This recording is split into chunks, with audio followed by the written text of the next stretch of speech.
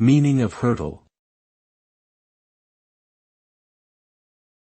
hurtle, Hurtle.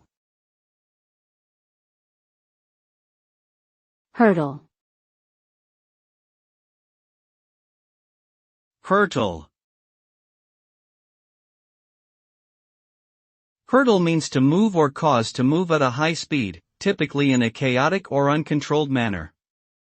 When something hurtles, it moves quickly and with great force, often creating a sense of danger or excitement. For example, a car hurtling down a highway or a meteor hurtling towards the Earth. The word hurtle implies a lack of control and recklessness, and it is often used to describe situations or actions that are potentially dangerous or destructive. Overall, hurtle suggests a rapid and sporadic movement that can have serious consequences.